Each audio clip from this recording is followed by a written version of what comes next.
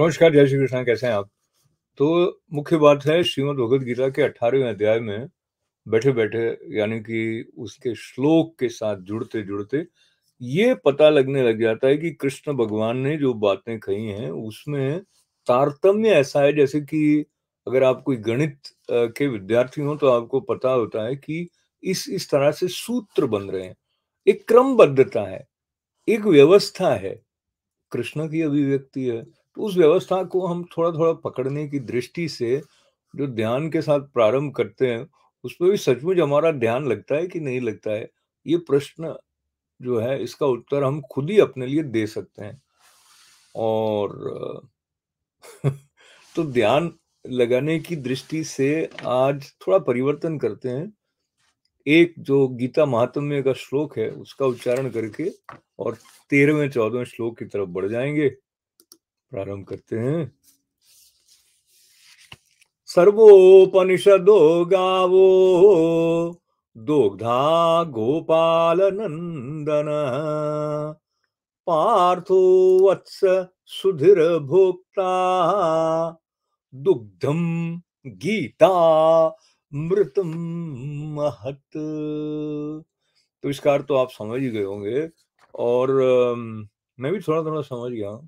तो के सारे उपनिषदों के सार को दूहने वाला जो गोपाल नंदन है, तो पार्थ जो है वो सुधीर भोक्ता, वत्स बछड़े की तरह उनके अंदर प्यास है जानने की और उपनिषदों रूपी गैया के दुग्ध को दूह रहे हैं हमारे गोपाल। तो उनके द्वारा ये जो अमृत दुहा गया है, ये तो शाश्वत है, ये काल से बाधित नहीं है।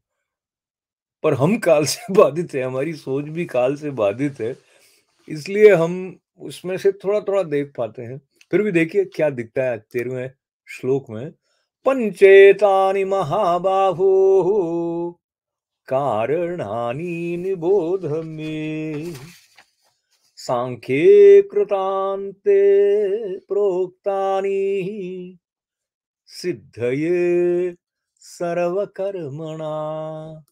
तो इस श्लोक का अर्थ बताने से पहले फिर आपके साथ याद कर लूं कि ये जो 18वां अध्याय है ये प्रारंभ हुआ अर्जुन जी के एक प्रश्न से। एक श्लोक में उन्होंने पूछ लिया कि सन्यास अच्छा है कि त्याग अच्छा है। तो त्याग और सन्यास के संदर्भ में हम यूं समझें कि कृष्ण जब चिंतन करने लग रहे हैं और उनको लगता है अरे यहाँ यहाँ गलत देख सकता है, तो वो बहुत सारी बातें स्पष्ट कर रहे हैं।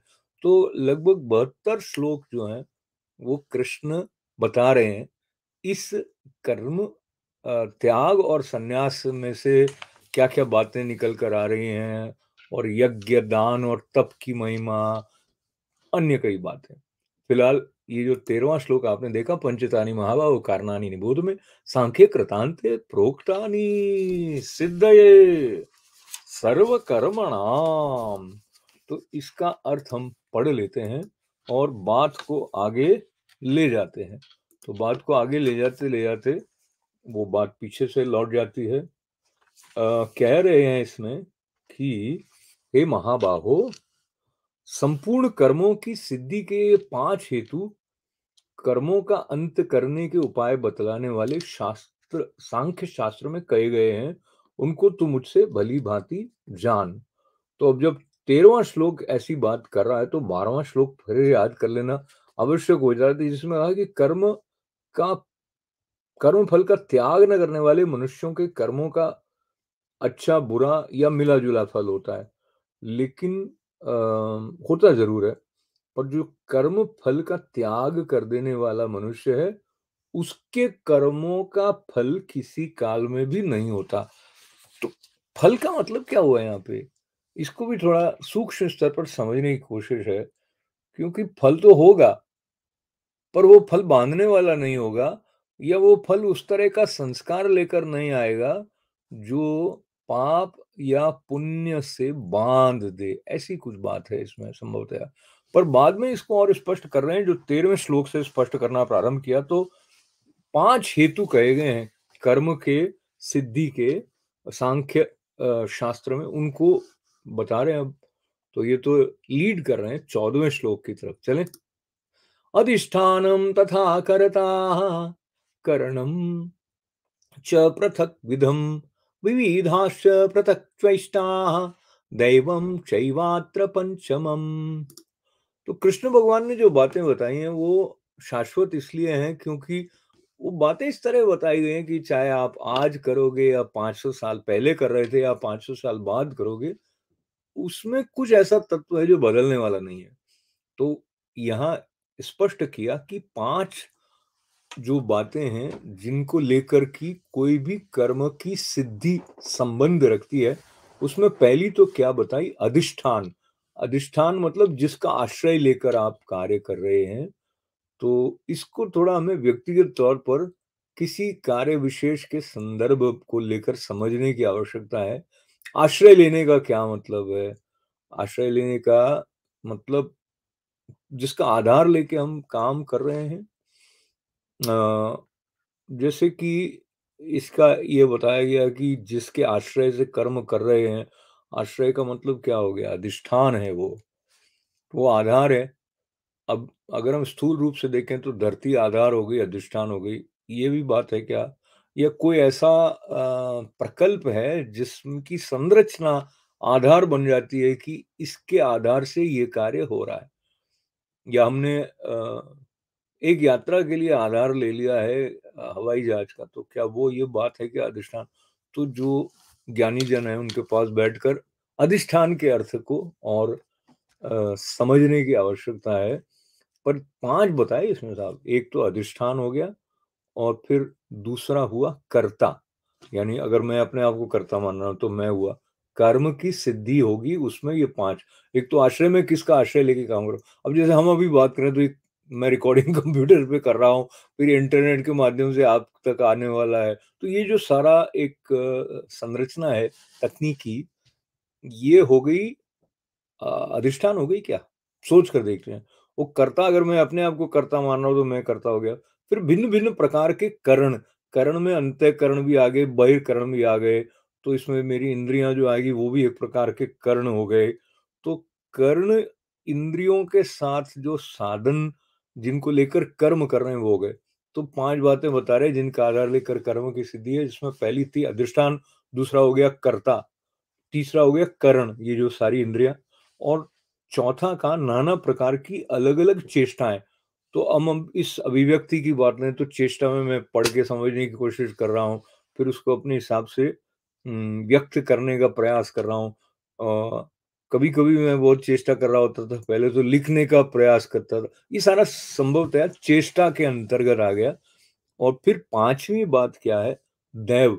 तो ये सब कर रहे हैं लेकिन कुछ होएगा कि नहीं होएगा, ये दैव की इच्छा पर निर्भर हो जाता है। कई बार आप पूरा प्रयत्न करते हो, कार्य सिद्ध होता नहीं है। तो इस प्रकार से ये पाँचों बातें भगवान ने बताई। अच्छा, ये पाँचों बातें आप चाहे कोई व्यवसाय कर रहे हों, कोई भी व्यवसाय कर रहे हों, कोई उद्यम कर रहे हों, अध्ययन कर रहे हों, कुछ भी कर रहे हों। एक तो अधिष्ठान है, अधिष्ठान में अब अगर हम विद्यार्थी के रूप में लें और आपने किसी यूनिवर्सिटी में एडमिशन लिया है, तो आपको लगता है भई ये यूनिवर्सिटी की जो पढ़ाई है, वहाँ का जो क्लासरूम सेटअप है, वहाँ के जो प्रोफ़ेसर्स हैं, वो एक अधिष्ठान हो गए। उसके बाद कर्ता वो विद्यार्थी हो गया। उसके बाद में जो तीसरी बात थी, वो क्या थी? करण। तो अब वो क्लास में ध्यान दे रहा है, आँख से देख रहा है, कान से सुन रहा है वगैरह, प्रोसेस कर रहा है अंतःकरण में, उसका मन कहाँ-कहाँ भाग रहा है, ये सब कारण हो गया। फिर चेष्टाएँ वो क्या करता है, वो प्रयत्न करता है पढ़ने का, सुबह जल्दी उठ के पढ़ता है, रात को देर से पढ़ता है, ये सारी मित्रों के साथ बैठ के पढ़ता है। तो सारी चेष्टा हो गई और उसके बाद में अधिष्ठान हो गया, कर्ता हो गया, करण हो गया, चेष्टा हो गई और फिर दैव हो गया। तो अब उसको हम भाग्य भी कह देते हैं अपनी बोलचाल की भाषा में। तो ये पाँचों जो होते हैं, वो कर्म के सिद्धि के साथ संबंध रखते हैं, ऐसा कृष्ण भगवान जब कह रहे हैं। तो 13वें श्लोक में उन्होंने जो शब्द प्रयोग में लाया था कृतांते, तो मतलब कार्य का समापन हो जाना। अब स्वामी जो शिवानंद जी महाराज हैं, वो कहते हैं कि ये जो कृतांते है, इसका मतलब है कि जो कर्म है, उसकी समाप्ति ज्ञान में हो जाती है। ये बात तो बिल्कुल ध्यान देने वाली है। आचार्य शंकर का वो जो संदर्भ हम अक्सर याद करते हैं कि कर्म चित्त की शुद्धि के लिए किया जाता है, वस्तु की उपलब्धि के लिए नहीं किया जाता है, या करना चाहिए ऐसा। तो कर्म समाप्त हो जाता है और ज्ञान आ जाता है। तो कर्म की समाप्ति ज्ञान में हो जाती है, ये भी एक विलक्षण बात है। और ये सारे जो हैं अधिष्ठान है, कर्ता है, करण है, चेष्टा है और दैव है, इन सबको लेके कर्म की सिद्धि हुई। मतलब ये हुआ कि वो कर्म का अंत हो गया, ज्ञान आ गया। तो ज्ञान हमारे पास आएगा तो हमारा क्या हो जाएगा उसको हम आगे के श्लोकों के साथ देखेंगे, भगवान क्या इसके बारे में बता रहे हैं। आज आपका पुनः आभार करते वक़्त मुझे बहुत प्रसन्नता इस बात की हो रही है कि ये जो 18वाँ अध्याय है, ये एक तरह से रिवीजन भी है, वो जो सारी बातें भगवान ने बता दी हैं, ये बहुत करुणामय है। तो हम इस पे थोड़ा-थोड़ा ध्यान और देने का प्रयत्न प्रार्थना के साथ करेंगे, सबके मंगल और सबके कल्याण की प्रार्थना के साथ। ओम पूर्णमदः पूर्णमिदं पूर्णात् पूर्णमुदच्यते पूर्णस्य पूर्णमादाय पूर्णमेवावशिष्यते। ओम शांति, शांति, शांति। बहुत-बहुत धन्यवाद। जय श्री कृष्ण।